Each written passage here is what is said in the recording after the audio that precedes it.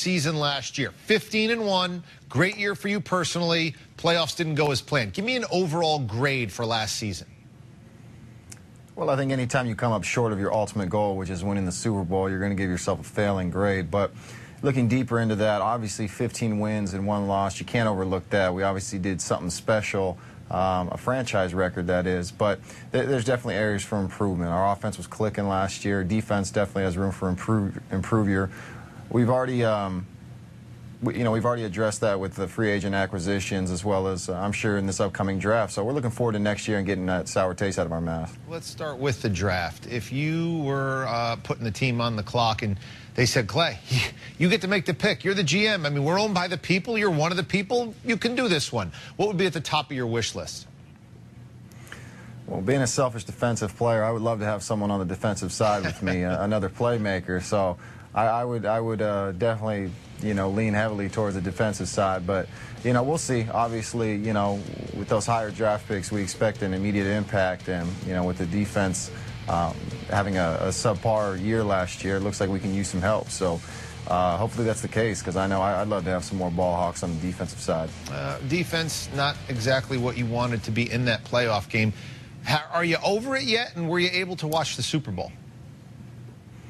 I didn't even catch a Super Bowl at all, just simply because I was on a plane at that time. But it probably there's a reason for that, and that's ultimately because we lost. But I don't know if you ever really get over it. I still remember losses from my childhood that you never get over. So, fortunately, we get to play the Giants again this year, and hopefully have a little redemption. But more power to them. They obviously came in hot at the end of the season, where a 6th seed had to go through everyone's backyard and win, and that's exactly what they did, similar to what we did 2 years ago. So we're just looking forward to getting back out there and hopefully showing what we're capable of, and that's being, winning another Super Bowl. You mentioned childhood. It's been a life in football for you and your family.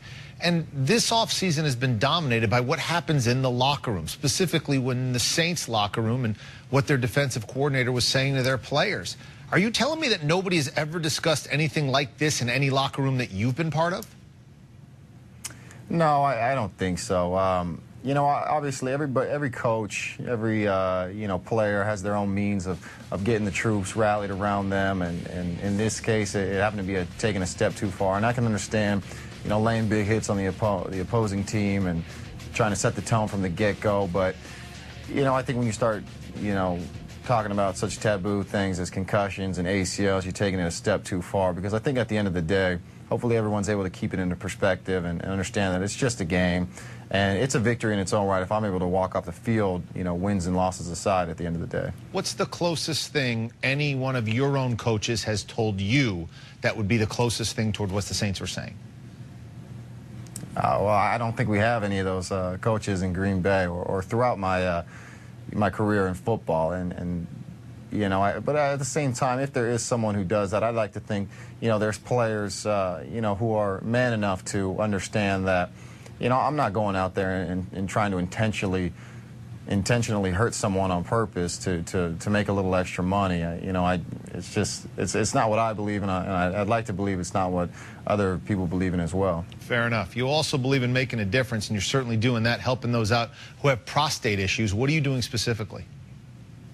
Yeah, absolutely. I teamed with Penn in the Great American Trial, in which we're trying to help raise awareness for prostate cancer, and in this case, we're me, myself, Wes Welker, and DeMarcus Ware all are trying on the product, and by doing so, Kimberly Clark and Penn donated $150,000 to the V Foundation, all to benefit cancer research, specifically prostate cancer. So it's definitely the subject that is very, very sensitive to most, and having guys such as myself and Wes and DeMarcus, guys who are considered masculine, who play a very masculine sport, kind of hit this head on. I think it's opening up a lot of eyes, and virtually all the feedback we've been receiving has been positive.